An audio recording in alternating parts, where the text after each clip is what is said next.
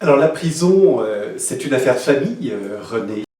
C'est une affaire de famille parce que quand j'avais 8-9 ans, ma mère, qui voyait bien que moi je n'y voyais pas, me lisait quelques livres, dont Le Comte de Monte Cristo.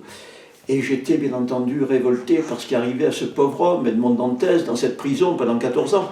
Et alors elle m'a raconté que mon père avait fait 1 an de prison pendant la guerre pour avoir volé quelques kilos de marchandises dans un train qui partait pour l'Allemagne. C'est-à-dire, les Allemands nous volaient, nous pillaient, et mon père avait pris dans ce train quelques kilos. Et il avait été condamné par la police française à 1 an de prison, où il avait failli crever, parce que dans les prisons, comme dans les hôpitaux psychiatriques, on ne mange rien pendant la guerre. Donc j'ai été d'autant plus révolté qu'après avoir lu Edmond Dantès, ma mère me disait que mon père avait été un peu victime de l'injustice, un peu Edmond Dantès. Dans cette prison a travaillé toute mon enfance, je suis devenu révolté contre toute forme d'injustice, et quand je suis arrivé dans cette cellule, déserteur, la porte s'est refermée, mais j'ai pensé ça exactement. Enfin, je suis chez moi. Je vais savoir ce qu'Edmond Dantès et mon père ont vécu. J'étais chez moi. Je me suis débrouillée pour arriver en retard à l'armée. L'automne était bien avancé quand j'ai franchi les portes de la caserne. La campagne était rouge. 2 mois de retard, ce n'est pas un oubli, une insouciance. Pourtant, je l'ai cru. Bronzé, souriant, quelque peu désinvolte, je suis passée devant un tribunal militaire qui m'a condamnée pour désertion à 6 mois de prison. La porte du cachot s'est refermée sur moi. J'allais enfin savoir ce qu'avait vécu mon père et le comte de Monte Cristo. On dit que tous les détenus pleurent la première nuit. J'étais enfin chez moi. Je me suis assis sur le tabouret. J'ai essayé de trouver les mots que comprendrait ce mur. Comment s'adresse-t-on à un mur pendant des mois et des années? Je n'étais pas dans cette cellule, je la portais en moi depuis toujours. Depuis que, fiévreusement, j'avais imaginé le château d'If et la prison de Chaves. Les épais barreaux et les plaques de métal qui aveuglaient l'étroite fenêtre. Je les avais vus 100 fois dans mes rêves. Ma vie d'adulte a commencé dans cette forteresse. Nous n'étions pas plus d'une quarantaine à tourner le matin dans une cour remplie de brume. La Meuse glissait derrière le mur. La promenade durait 1 heure. Il y avait là des insoumis, 1 ou 2 déserteurs comme moi, des délinquants. L'un d'eux avait dévalisé la caisse du mess des officiers et brisé la mâchoire du capitaine qui l'avait surpris. Un autre avait attaqué une banque pendant une permission.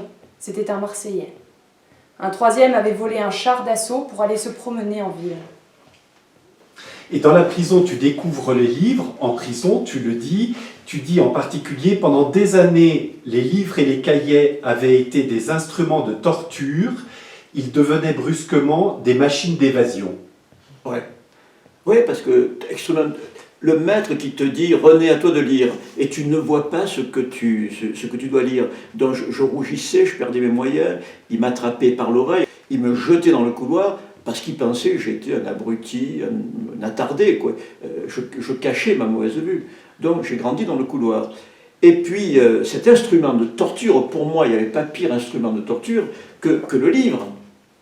C'était l'instrument de torture. Et la classe était la salle de torture.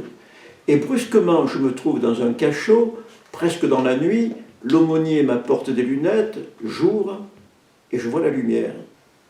Je me mis à lire tout ce que contenait la minuscule bibliothèque de la prison, à laquelle nous n'avions pas accès, jusqu'à ce que mes yeux saignent de fatigue, à force de scruter dans la demi-pénombre les caractères d'imprimerie. Je dévorais tout ce qui me tombait sous la main. Pendant 6 mois, mon cachot fut peuplé d'amis imaginaires, d'aventuriers, de femmes éblouissantes, de paquebots quittant des ports aux 4 coins des océans, d'îles fabuleuses. Je traversais des forêts, entrais dans des villes d'or, tombais amoureux à chaque coin de rue, tentais de pénétrer les pensées les plus extravagantes. Les plus hermétiques me semblaient les plus profondes. J'étais novice. J'affrontais avec toute l'énergie inemployée que contenait mon corps si jeune, toutes les injustices de ce monde. Et chaque soir, avant que la lumière ne s'éteigne au plafond, en poule nue protégée par un treillis métallique, j'écrivais un petit poème bourré d'émotions, de naïveté et de fautes d'orthographe. 6 mois que je ne vis presque pas passer, tant j'enregistrais de choses le matin dans la cour, tant j'en découvrais jusqu'au soir, dans le repli des livres, mon petit dictionnaire à portée de la main, que je consultais toutes les 5 minutes. Ces 6 mois allaient déterminer le reste de ma vie. Avant ce premier jour de prison, je n'avais pas ouvert un livre. Désormais, il n'y aurait pas un jour sans que j'en ouvre un. Donc je sortais de ma cellule tous les jours, à travers les barreaux, je lisais et je voyageais. Ce que Giono appelle le voyage immobile, moi je le faisais là, contraint et forcé, mais je me suis rendu compte que la lecture, c'est la liberté, c'est le voyage, c'est pas simplement l'intelligence, c'est toutes les émotions. Tu as besoin d'être amoureux, tu tombes amoureux de l'héroïne, tu sens l'odeur des pins, tu rentres dans une rivière, tu te baignes. En lisant, tu fais tout ça. Et là, cet instrument de torture est devenu un instrument d'évasion.